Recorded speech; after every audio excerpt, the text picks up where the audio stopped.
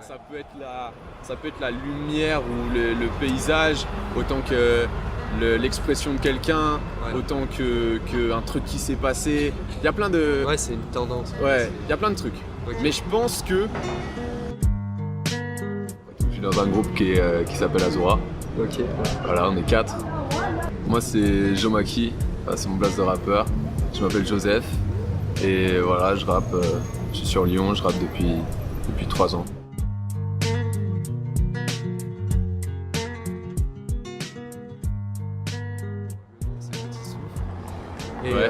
Et j'avais écrit un petit speech comme ça pour expliquer ce que c'est, donc justement je vais pouvoir avoir tes retours, c'est cool. Ouais. Du coup j'avais marqué ça, Petit Souffle, c'est le podcast de tous ceux qui aiment partir marcher pour se changer les idées, sans créer de nouvelles. Sortir pour changer d'air, cultiver ses réflexions, ou tout simplement faire une petite pause pour ralentir le rythme. Petit souffle, c'est cette volonté de prendre une bonne inspiration, un bon bol d'air, un petit souffle tout simplement. Petit souffle, voilà, donc bienvenue sur Petit Souffle. Ah, merci. Ouais, c'est bien. Et du coup, non, si je te raconte ça, c'est justement parce que j'ai envie de faire le lien directement du coup avec toi, ton activité de rappeur. Comme quoi, toi, tu me disais que t'es pas juste là pour t'exprimer, on va dire. Enfin, tu m'avais bien fait comprendre que toi, ce qui te passionnait et toi, ce que tu préférais dans ton activité, c'était un peu ce résultat final et la musicalité que ça avait. Entre tes textes et la musique, ta voix, tout cet ensemble. Ouais, c'est ça. Bah, c'est ce que je pense, c'est que c'est ça maintenant. Au début, c'était pas forcément ça parce que j'avais pas accès à la recherche musicale du truc.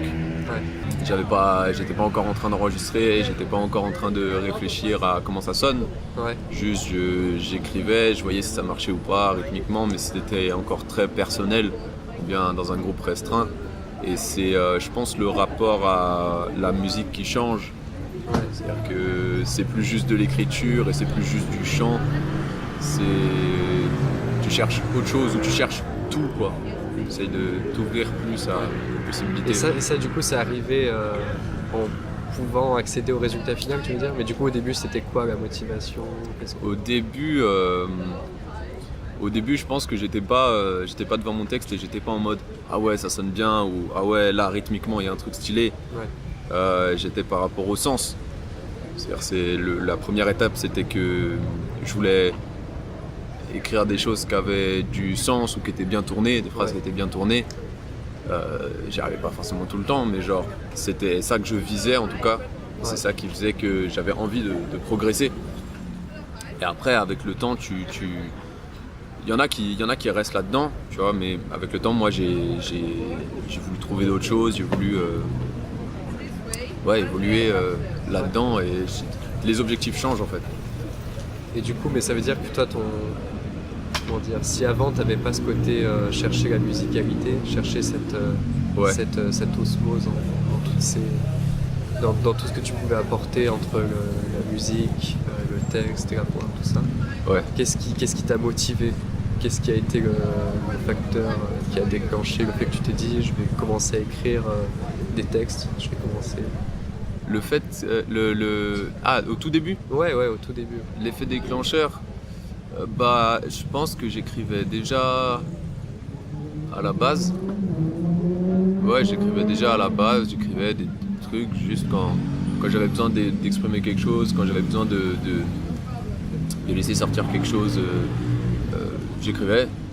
Et en gros, c'est un peu par hasard, avec un pote à moi, Ghost Dog, alias DMZ. Genre c'est le gars avec qui j'ai commencé à rapper. Et ça a commencé, c'était rien du tout. On connaissait des textes de rappeurs qu'on kiffait, tu vois, on les connaissait par cœur. Et un soir, il s'est mis à mettre d'autres instrus, tu vois. Et on s'est mis à essayer de faire ces textes-là sur d'autres instrus. C'est de jouer avec. Et après ça, juste après ce petit épisode-là, on s'est dit mais pourquoi on ferait pas nos textes à nous? D'accord, vous avez mis des instrus sans texte, sans parole en tout cas. Vous avez imité, en tout cas vous avez refait les textes des rappeurs en changeant l'instru, quoi.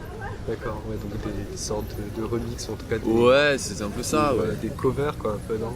Ouais, c'est ça. En gros, au lieu de rapper comme on faisait, comme juste en fait rechanter la chanson par-dessus, quoi. À la base, tu mets la chanson et tu chantes le truc en même temps. Et il y a plein de gens qui font ça. Plein de gens qui font ça, qui mettent des chansons et qui chantent le truc en playback parce qu'ils mettent la chanson en boucle et au final, ils la connaissent par cœur. Nous, c'était la même chose, sauf que là, on s'est dit, si on la connaît par cœur, on n'a pas besoin forcément de la même chanson et on s'est dit qu'on allait essayer avec une autre instru. Et c'est là qu'on s'est dit, en fait, voilà, donc ça on peut le faire, poser un flow, même si c'est pas le nôtre. On peut poser un flow sur une autre instru.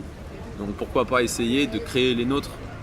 Et après, voilà, au début, forcément, il y a beaucoup de défauts, tu vois. C'est pas forcément nul à chier. Ouais, mais tu vois qu'il y a une marge de progression. Ouais, c'est ça. Il y a des trucs à améliorer. Tu l'as senti comment, du coup, cette marge de progression? T'as fait plaisir, tu t'es dit, j'ai des choses à apprendre et j'ai envie de les apprendre, c'est quoi? Ouais, je pense que c'est un peu la première chose vraiment dans ma vie où j'étais face au truc et j'étais vraiment en mode putain, j'avais un peu la rage de progresser, je sais pas, genre je pouvais pas m'arrêter, il fallait que j'écrive tout le temps et tout, je faisais que ça, quoi. Et puis ça prenait une place, genre limite ça commençait à prendre une place trop importante dans ma vie, ça voulait dire trop pour moi, tu vois. Ouais, mais ça on va en parler justement d'ailleurs, parce que j'avais deux, trois choses à te poser des questions là-dessus sur, on va dire, la double activité, ou en tout cas le fait d'avoir une passion et d'avoir tes études à côté. Comment je concilie la passion avec le reste, ouais. Voilà, c'est ça. Ouais, je vois. Mais du coup, pour en rester par rapport à tes textes,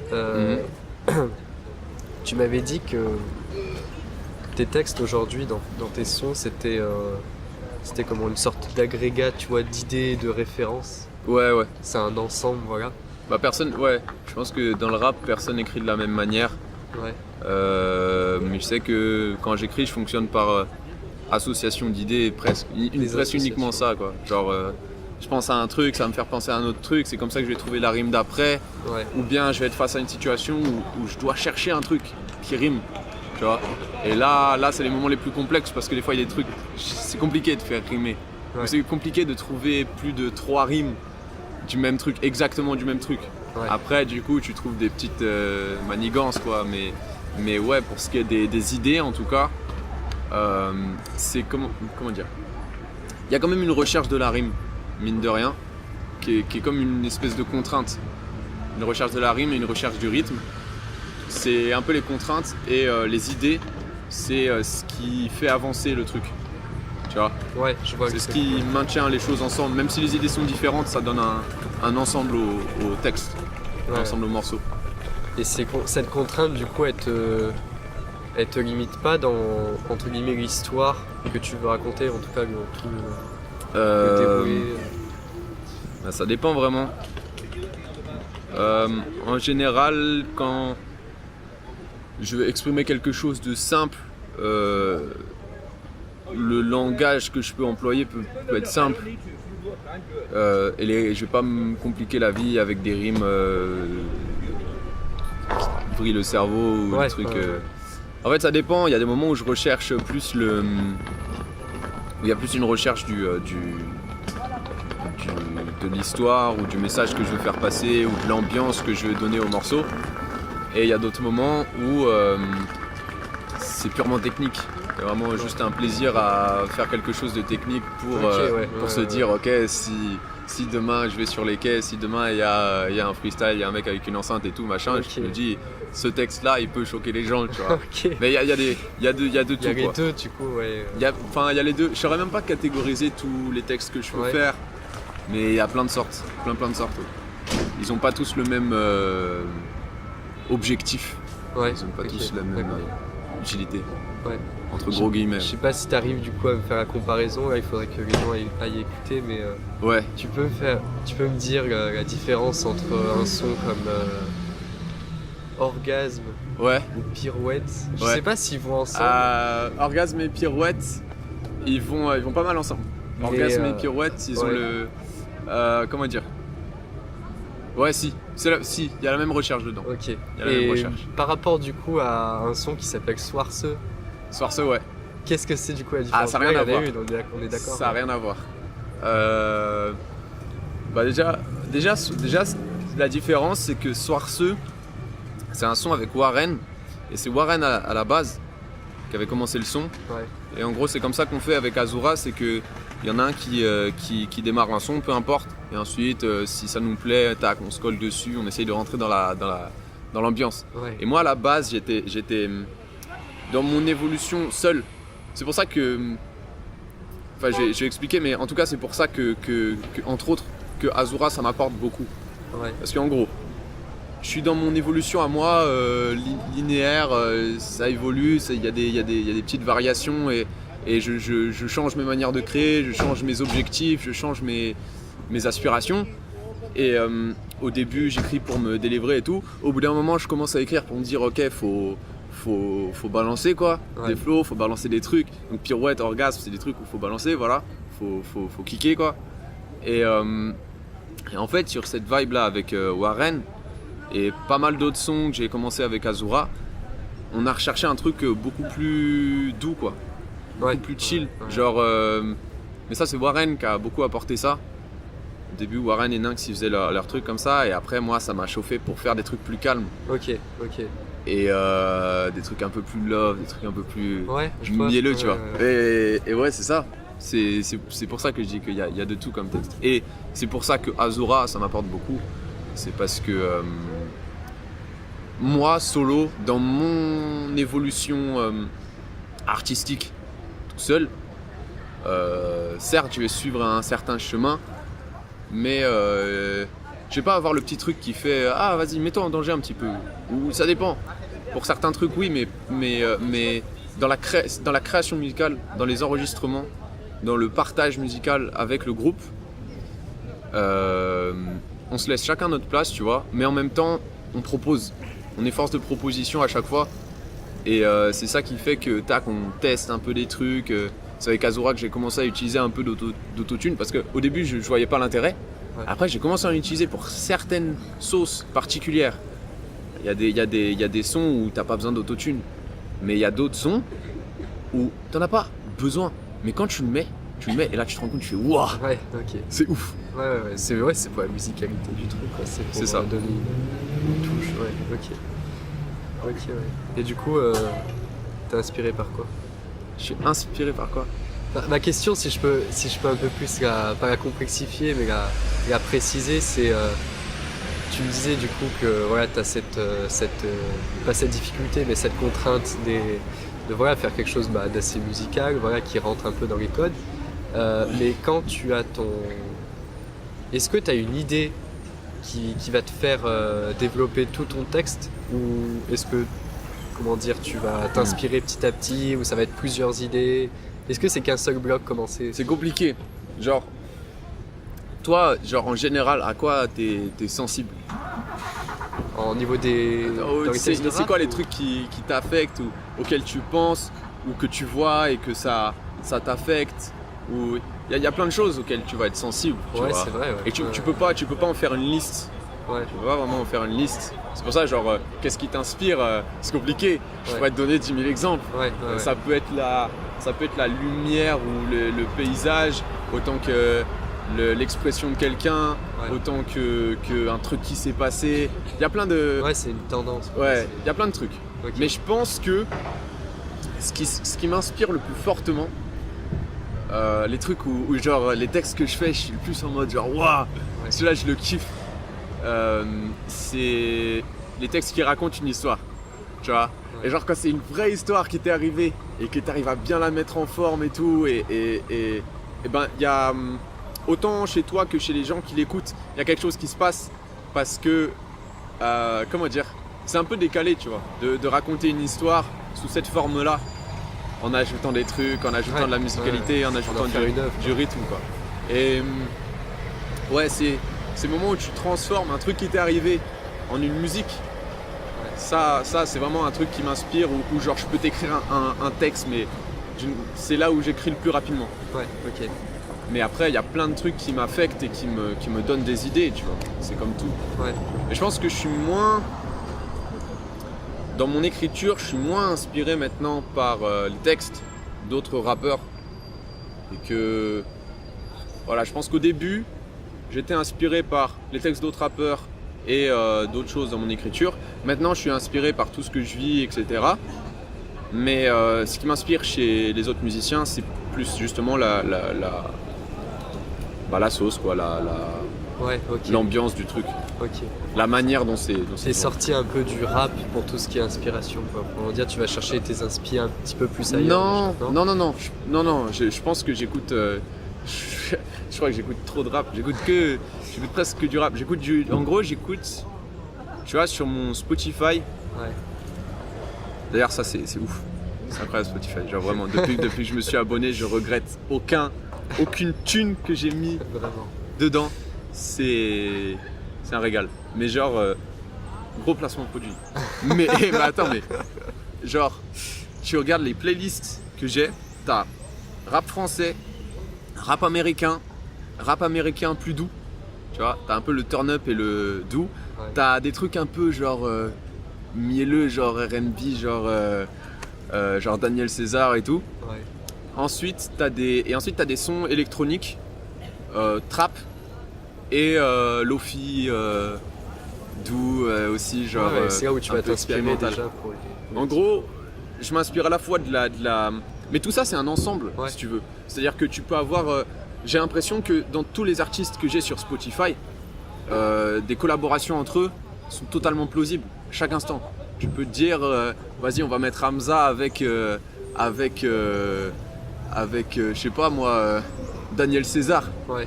Tu peux te dire, on va faire un truc. Je comme vois ça. ce que tu veux dire, tu vois, parce que tout à l'heure je te parlais des sons orgasme Ça et sent la pirouette. palourde, mec. Wow. De quoi? Ça sent la palourde. Oh shit. Ouais. Ouais. Non, je Vas-y. te parlais des sons orgasme et pirouette. Et pirouette. Et tu me dis que, voilà, qu'ils sont proches, tout ça, dans l'esprit. Et bah, ça vient un peu compléter ce que tu dis, parce que justement, moi, tu vois, c'est deux sons que j'ai vraiment kiffé. Ouais. Et je me dis que voilà, ça doit faire partie de mes goûts, tu vois. Et Ouais. si toi, ouais, voilà, si t'as tous ces artistes qui vont un peu te chauffer et tout, forcément, ils ont tous quelque chose en commun, un peu. En tout cas, il y a quelque chose qui, dans tes goûts vient. Mais par exemple, toi, ça fait combien de temps que t'écoutes du rap? Vraiment, mais que t'écoutes vraiment du rap. Depuis assez jeune. Ouais. Disons que moi, je suis toujours dans mes périodes soit rap français, soit rap US, mais tu vois, j'ai du mal à faire les deux.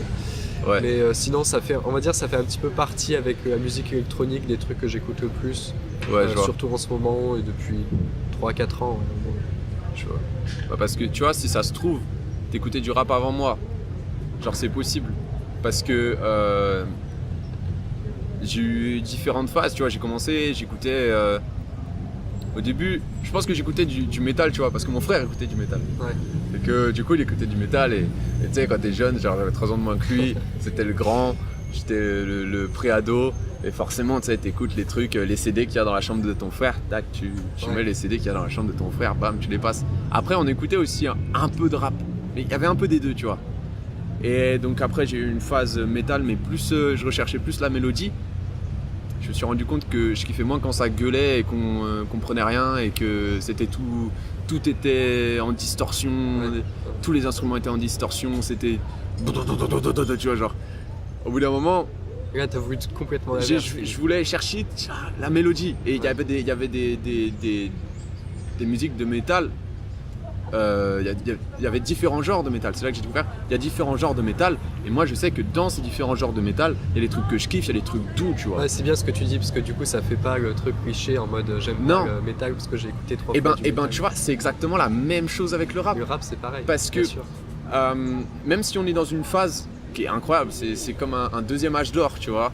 Ouais. Et quand bien même je saurais pas, je suis pas un pro, tu vois, de tout ça. Je suis sûr qu'il y a des gens qui étudient ça, cette histoire du rap, comment c'est arrivé en France. Ça doit être hyper intéressant et faudrait que je me renseigne là-dessus. Ouais, y a plein de trucs. Genre, je connais quelques trucs, mais je saurais pas te faire un exposé dessus, tu vois. Mais bref, il y a eu, je pense, un premier âge d'or, mais qui était encore très stigmatisé. Beaucoup trop stigmatisé et vraiment populaire, mais qu'à un type de public particulier. Et aujourd'hui, quand ça s'est popularisé, mais dans tous les milieux, eh ben on a encore ce stigma ah moi j'aime pas parce qu'il y a ça, moi j'aime pas parce qu'il y a ça. Et moi, mais n'importe quelle personne qui vient me voir ou que je vais voir et je lui dis genre t'écoutes du rap un petit peu ou pas, ou qui me dit qu'elle aime pas le rap, sûr et certain, je lui trouverai forcément une musique que cette personne va kiffer et qui sera du rap. Mais cette personne-là, elle sera en mode mais non, mais ça c'est pas du rap parce que c'est plus doux, mais non, mais ça c'est différent parce que le texte il est mieux tourné, tu vois.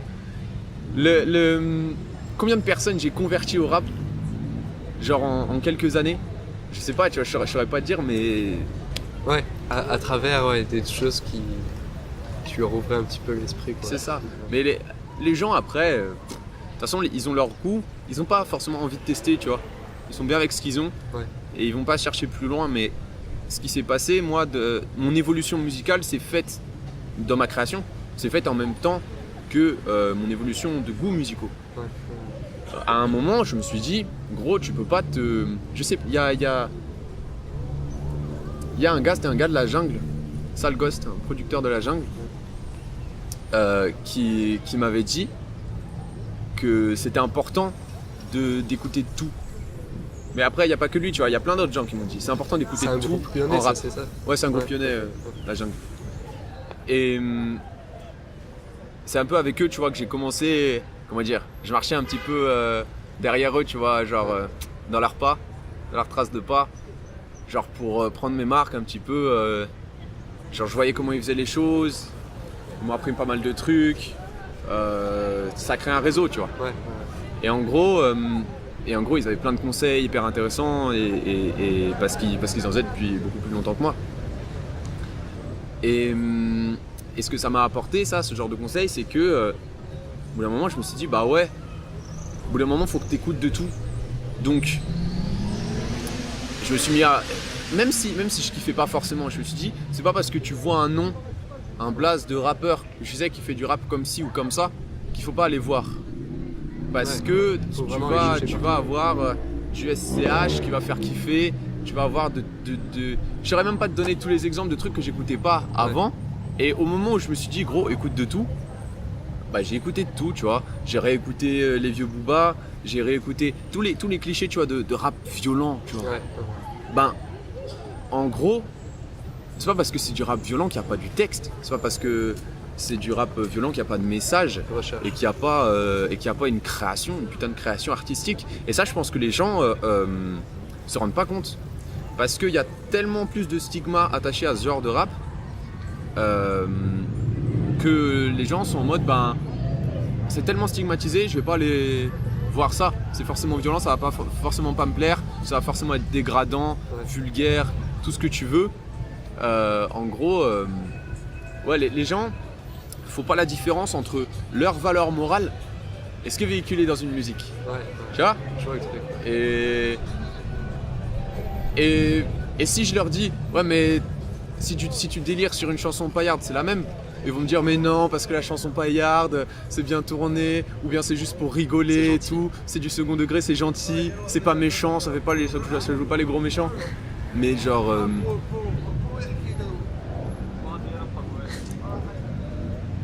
je sais pas, genre... Ouais, les gens veulent pas s'ouvrir, mais c'est pas...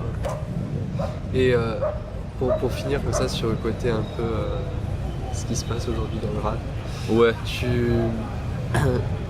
avis d'expert, tu penses qu'il vaut mieux être introverti ou extraverti dans le rap ? Dans le rap ? Ou en tout cas dans la... dans le rap, ouais. Oh, wow, c'est compliqué parce que... Toi, tu te situes comment ? Moi ? Je pense que c'est très compliqué. Merde. Je pense que dans le rap, je suis extraverti. Dans le rap, t'es extraverti. Ouais. En tout cas, c'est ce qui te permet de... Ouais, parce que du coup, ça me permet d'exprimer les choses que je garde à l'intérieur. Mais par exemple, le rappeur dont je kiffe le plus les sons, dont je kiffe le plus tout ce qu'il fait, son style, son flow, ses instrus, ses projets, bref, tout, genre, hardcore. c'est Népal. Ok. Tu vois? Ouais. Genre, lui, je sais que tu me mets un son de Népal, c'est bon. Il y en a quelques-uns, tu vois, que je kiffe moins. Ouais. Mais en général, mec, il est tellement... Et lui, par exemple, il est introverti. Tu sais pas qui il est, tu sais pas à quoi il ressemble. Quand tu fais des concerts, il est masqué. Il est dans l'ombre. Et en même temps, il produit un taf, je trouve, beaucoup plus intéressant pour moi que beaucoup de rappeurs très, très extravertis. Mais la tendance, en tout cas, actuellement, est au rappeur extraverti, quoi. Ouais, ok. Ok, d'accord. Les gens veulent du spectacle. Et ouais. Il y avait comment dire, t'avais une sorte de philosophie sur le rapport au succès que je trouvais intéressante. Allez, on y retourne. Ouais, on y retourne comme la semaine dernière. Tu me disais un truc qui m'a assez comment dire, ouvert, parce que c'est comment dire, le succès en France surtout, c'est très comment dire, on en fait quelque chose de très beau, alors que parfois ça peut avoir autant d'inconvénients que d'échecs, on va dire. Ouais, c'est ça, ouais. Et toi, tu disais en gros que se faire pop-up dans le rap, pop-up dans le sens, voilà, d'un coup avoir un succès assez... Un succès national. Ouais. C'est mauvais. Bah, selon moi, tu vois, il y a des gens qui veulent percer, tu vois, il y a ce mot percer. Les gens veulent percer, tu vois, forcément. Il faut faire. Tu sais, t'es genre, t'écoutes plein de chansons de rappeurs français, tout ce que tu veux, ils veulent tous percer. Les mecs, ils veulent tous percer, c'est hard. Alors qu'il n'y a pas la même mentalité, je trouve. En gros, tu vois les jeunes rappeurs français qui véhiculent ce truc-là, qui sont tous en mode on veut percer, on va percer, on va niquer ce rap-jeu, tu vois. Alors que tu regardes les Américains qui ont du succès, c'est pas forcément tous des jeunes. Et je trouve qu'il y a autre chose. Ils sont là, ils sont en train de faire leur sauce, ils sont en mode, mais. Ils sont pas en mode je veux percer. Ils sont en mode je m'en bats les couilles. Genre, je fais mon truc et si ça marche, ils sont contents. Je sais pas, genre, il n'y a pas de. J'ai l'impression qu'il y a moins d'influence. Ouais. À part sur des gens où vraiment le succès rend dingue. Il n'y a pas de grosse influence dans la création. En tout cas, j'en observe moins, j'arrive moins à la voir que dans le rap français. Et ouais, je pense que le succès, c'est bien, tu vois. T'as eu du succès, t'es visible. Mais je pense qu'on tend à oublier que c'est pas acquis, déjà. C'est pas acquis, c'est pas parce que à un moment t'as ses pairs que t'es une légende. Ça marche pas. Le succès ne veut pas dire acquis. Ça marche pas, ça. Pour moi, ça, c'est ridicule. Je connais plein de rappeurs qui, pour moi, sont des légendes. Ouais. Mais qui n'ont jamais eu vraiment le succès comme on l'entend aujourd'hui, faire des millions de vues sur YouTube, passer sur des plateaux télé, faire des collabs avec je sais pas qui, avec je sais pas quoi. Tu vois, on n'a pas tous la même définition du succès. Et pour moi, le seul succès que je vise, c'est mon succès personnel d'abord, c'est-à-dire être fier de moi. C'est ça la philosophie que j'avais par rapport au truc. Parce que toi, tu me disais que pour toi, ce côté arrivé presque prématurément dans une voie qui apporte le succès, tout ça, pour toi, c'est un peu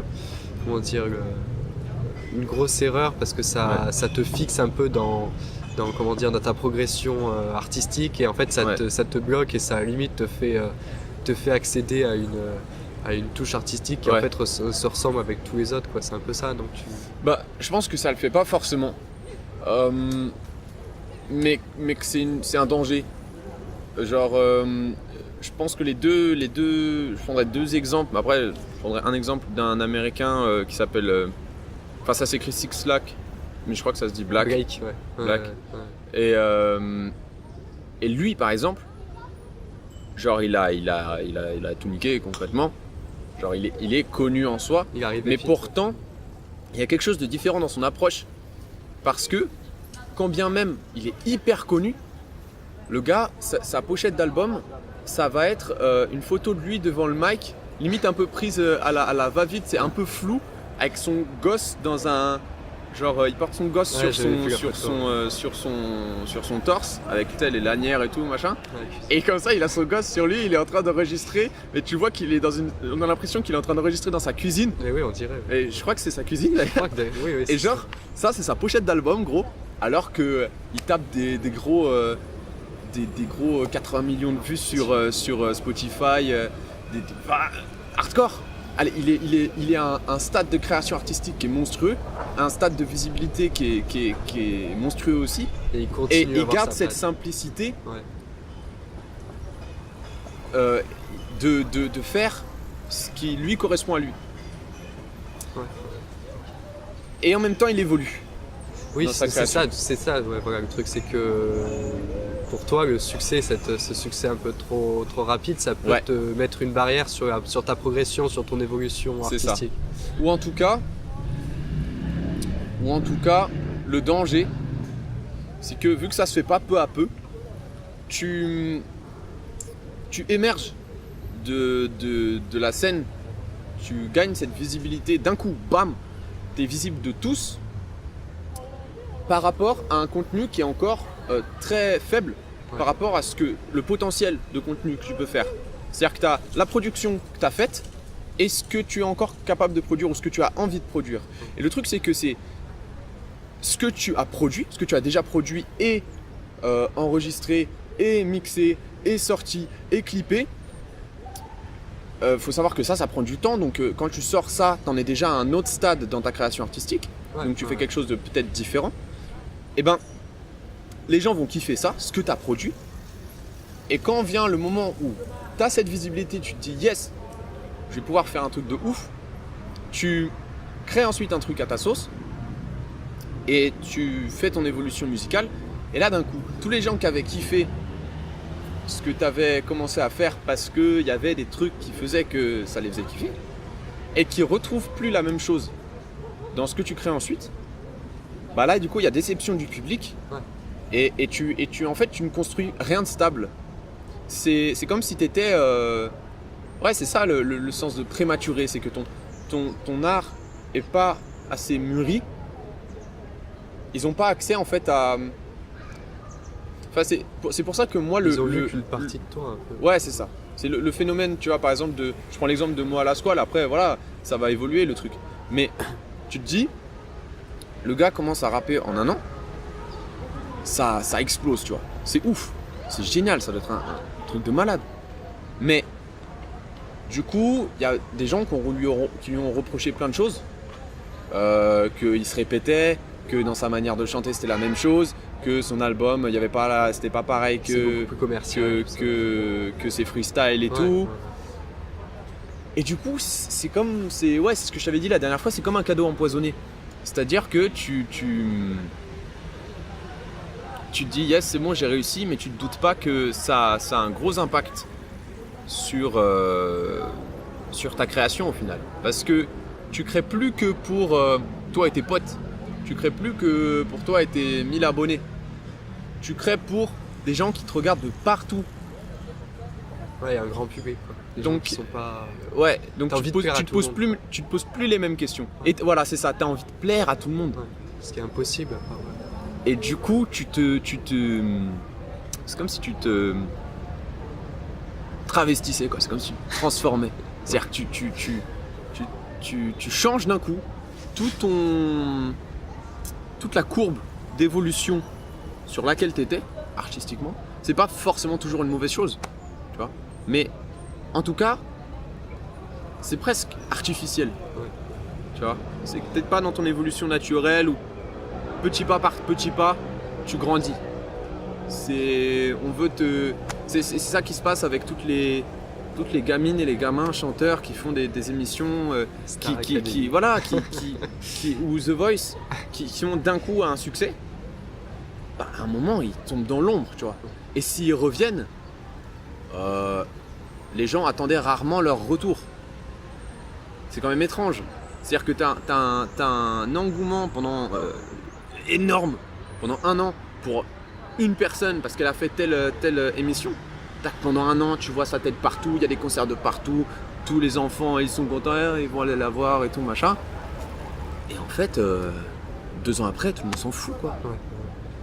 Et moi, tu vois, que ce podcast, je m'étais dit, c'était un peu vague dans ma tête, je savais pas trop comment lancer le truc, c'était plus le support et cette envie de pouvoir m'exprimer, tu vois, qui a un peu influencé ma volonté de créer le podcast. Ouais. Mais je me suis toujours dit, d'abord, n'en parle pas autour de toi, n'en parle pas vraiment, pour pas que tu reçoives trop de conseils prématurés, d'avis de certains, et qui du coup, on va dire, sur ta volonté initiale, ta volonté propre, elle serait affectée, et du coup voilà, ton idée en fait elle serait moins claire en ayant l'avis et les critiques des autres.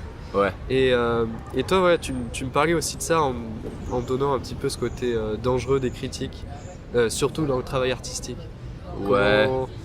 En fait, c'est pas les critiques en soi qui sont dangereuses, c'est comment tu les reçois et si tu les laisses changer ce cours naturel. Alors je saurais pas. Tu vois, c'est comme le succès d'un coup, ça fait partie de tous ces éléments qui perturbent ton évolution. C'est-à-dire qui ne la nourrissent pas, mais qui la perturbent. Comme si... comment dire ? Il y a des conseils, tu vois, je différencie 2 conseils. Il y a des conseils qui vont...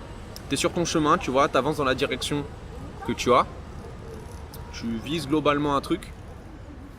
Et tu as un conseil qui va te faire aller... passer par quelque chose qui t'apportera qui t'apportera une expérience ou un plus, quoi, quelque chose de plus sur ce chemin que t'empruntes. Et tu vas avoir des conseils qui vont te dire ah, moi j'aime pas, genre en mode tu vas dans la mauvaise direction, comme une barrière. Bah ça faut juste passe par dessus, quoi. Faut pas faire attention à ça, parce que quel est l'enjeu, quoi? Est-ce que tu seras content de toi si tu as suivi tous les conseils des gens? Est-ce que tu tournes beaucoup, est-ce que vite en rond. Et puis après tu tournes en rond, ouais. C'est ça. Parce que si tu écoutes les gens qui disent ah ça moi j'aime pas, ah bah moi j'aime bien. Du coup tu fais quoi? Moi ce que je me dis dans cette situation, mais ça c'est valable pour la musique, c'est valable pour n'importe quoi. Ouais, on me dit j'aime bien, j'aime pas, je suis d'accord, je suis pas d'accord. À un moment, quand tu es dans cette situation, tu mets des œillères, bam, ouais. Tu dis moi où est-ce que j'ai envie d'aller, et tu fais en fonction de ça, uniquement. Après tu écoutes les trucs, après ça t'empêche pas de discuter avec les gens et tout. Mais moi je sais que quand quelqu'un me dit ah je kiffe ce que tu fais et je kiffe pas ce que tu fais, c'est la même chose pour moi. Ouais, c'est genre ça ne m'apporte rien du tout. Que ce soit positif ou négatif, voilà, la vie des autres, comment dire. Il faut pas que tu y attaches une trop grosse importance. Ouais. Quoi, c'est ça. Parce que même quand tu y réfléchis bien, même les avis positifs, mais ça peut être une mauvaise chose. Parce que tu te dis ah mince, les gens ils kiffent plus ça. Et du coup ça te freine dans ton désir par moment de tester d'autres trucs. Exact. Tu vois. Mais ça c'est valable pour tout. Les études, tu regardes les études, tu regardes les choix que tu fais dans la vie. Tu trouves une petite copine genre dans une semaine disons, et genre elle plaît à tes potes. Genre tes potes ils sont en mode ouais elle est grave cool et tout, genre ramène-la tout le temps, genre gros délire tu vois. Et elle plaît pas à ta famille. Genre tu vas avoir ton frangin ou ta frangine qui est en mode elle me met mal à l'aise et tout machin. Tu fais quoi gros? Est-ce que tu fais en fonction? Est-ce que parce que tes potes la kiffent, tu vas te freiner si jamais à un moment ça marche plus? Et est-ce que parce que dans ta famille ça marche pas, tu vas la quitter parce que ça paraît complètement débile de se dire ça par rapport à quelque chose comme ça. Tu vois, c'est des trucs, tu es obligé de les recevoir. Tu fais ok, balèque, genre c'est tout. Ouais, exactement. Et tu parlais d'études, du coup on va finir sur ça, sur la partie questions. Ouais. Du coup, moi tu vois j'avais lancé un média d'actualité, j'étais assez jeune, j'étais encore au collège. Ouais. Et putain, t'es au collège? Ah, j'étais au collège quand je l'avais lancé. Ouais. Ah putain, je savais pas. Et j'ai toujours ressenti comment dire, le fait de vivre pleinement ma vie, ouais, en ayant cette double activité. Ouais. Et en même temps, ça fait aussi un peu lien avec les critiques. On me disait toujours, mais fais attention, ne cours pas sur tous les tableaux, tu vois. Ah ouais, tout le monde dit ça. Ouais, tout le monde dit ça. Ouais. Et tu vois, pour moi, ça a toujours été un peu le dilemme. est-ce que je dois me contraindre de ne faire qu'une seule chose qui aujourd'hui est primée, on va dire, c'est ses études, tu vois, quand t'es jeune, ou est-ce que j'essaye de prendre le risque d'avoir un petit peu moins de temps pour mes études, mettre des efforts ailleurs, ou mettre des efforts dans quelque chose qui est vraiment près devant toi, tu vois. Toi, comment tu as vécu, parce que tu fais... Aujourd'hui, tu es encore étudiant, comment tu mixes les deux, comment... Tu sais que c'est un peu le... C'est un peu Ça a toujours été une question que tu te poses à un moment donné. Pour n'importe qui, comment tu concilies les choses. À part pour les gens qui ont rien comme passion dans leur vie. Des fois, je les envie un petit peu, tu vois, parce que je me dis genre, comment... Je sais pas, quand t'es passionné par un truc, tu dors plus, quoi. Enfin, T'as tellement de motivation parfois que... C'est trop. Genre, tu peux pas suivre. Tu peux pas... Et du coup, au bout d'un moment, quand tu es dans un système comme ça où tu as tellement de choses qui t'intéressent, tellement de choses qui te plaisent, que tu as envie de tout faire en même temps, et moi c'est le cas, genre. Puis même dans mes relations avec mes potes, tu vas avoir des soirs où je suis en mode j'ai envie de voir telle meuf, voir tel pote, faire tel truc, sortir à tel endroit, jouer à tel machin, et du coup j'essaie de faire tout ensemble. En fait. J'essaie de faire tout ensemble. Et des fois ça marche, et c'est cool, mais en même temps tu te dis c'est bancal, quoi. C'est pas profiter de tout. Comment t'équilibres. Mais c'est vrai que moi je saurais pas trop comment te dire. Je sais pas trop. En fait, même là, tu vois, je suis dans la situation, là maintenant actuellement, où je suis paumé là-dessus. Je sais pas comment faire.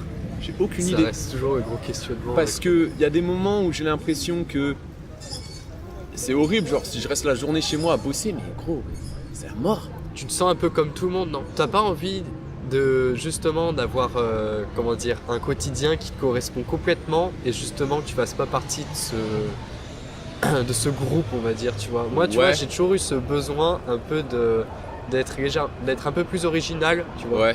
D'avoir un truc qui me permet de me détacher un peu de ce conformisme un petit peu, tu vois, de moi, ta jeunesse classique. Je pense même pas que ce soit un besoin, je pense que au bout d'un moment, quand t'as ces différents intérêts, t'as pas le choix, quoi, d'être en décalage par rapport aux gens. Et tout le monde fait des trucs dans sa vie. Ouais, bien sûr. Tout le monde fait des trucs dans sa vie. Et j'avais vu un truc, une vidéo d'un mec. Je l'ai pas regardé en entier parce que ça me faisait chier. Mais c'est très étrange, hein, parce que genre les vidéos intéressantes sur YouTube, ou genre qui t'apprennent des trucs mais qui durent 10 minutes. Je regarde les 2 premières minutes pour capter l'ensemble du truc. Par contre, les vidéos de singes, de bonobos là, qui s'enculent. Putain, mais genre tu sais, t'as les trucs à la chaîne, Nat Geo, et au final, je passe 30 minutes à regarder des petites vidéos de 2 minutes 30 d'animaux mignons sur Nat Geo Wild. Et les vidéos de 10 minutes intéressantes et enrichissantes, ça me fait chier.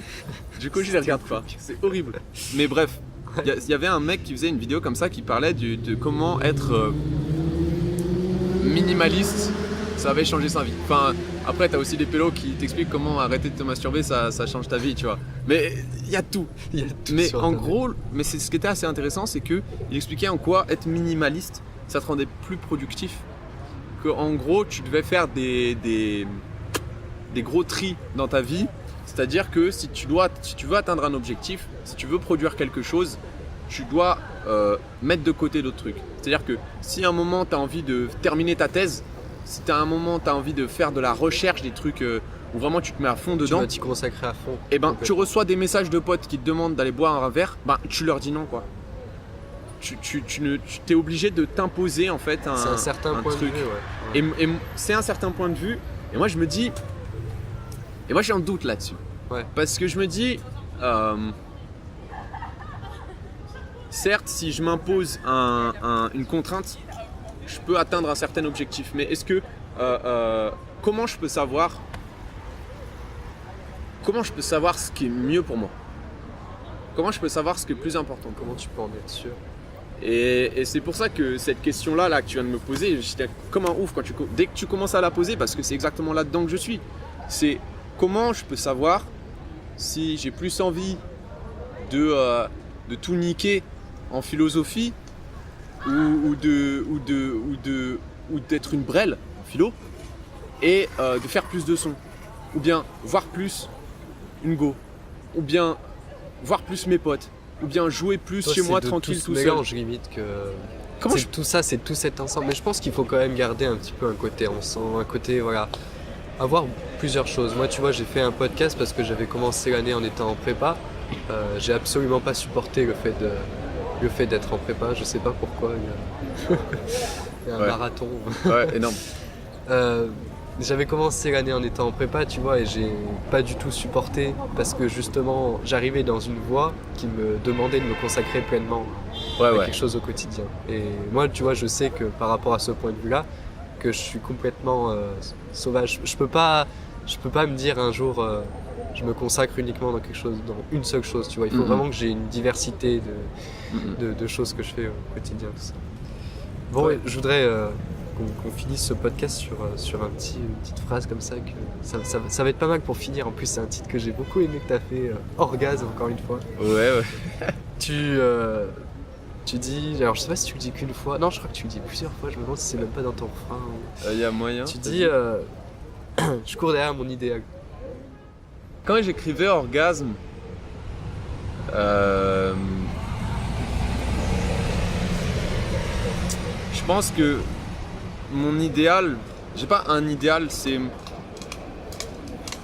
j'ai des idéaux de trucs, tu vois. C'est pas forcément une bonne chose parce que comment dire, t'as à la fois des idéaux par rapport à toi-même, donc des objectifs à atteindre. Ouais. C'est un peu la recherche de la perfection, tu vois. Donc c'est pas forcément un bon truc, c'est pas forcément très sain.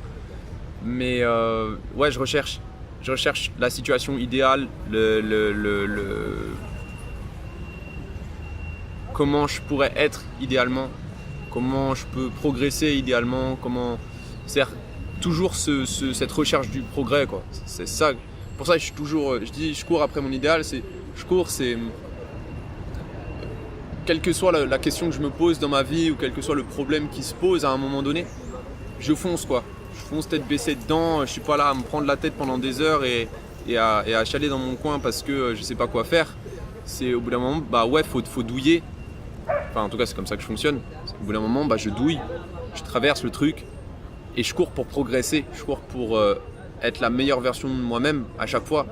Après, on peut se dire, c'est pas très sain parce que tu seras jamais la meilleure version de toi-même. Il y aura toujours des progrès que tu pourras faire et tout, mais moi, il n'y a rien qui me fait plus peur que me contenter de ce que je suis. Me dire, ouais, je suis suffisant, je suis assez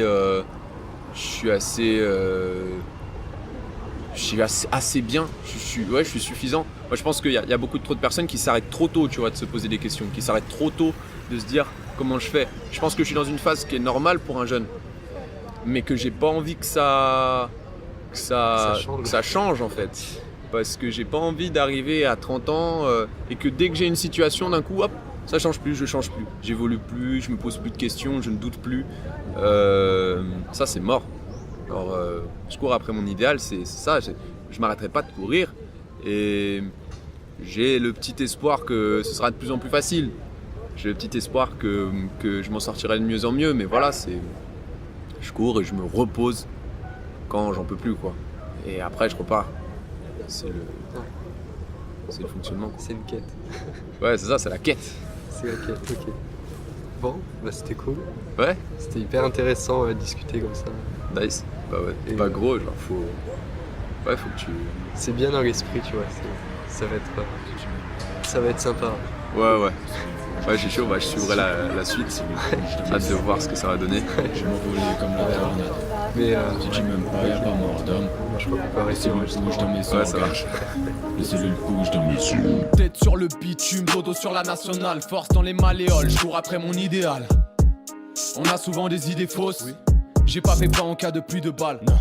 J'aime pas ce monde qui aime pas les perdants, pas de jugement, j'essaie, je suis motivé, je suis fervent, fais le vœu, répare mon crâne avec le serre-joint, pas peur du black ou du beurre, j'ai peur du sergent.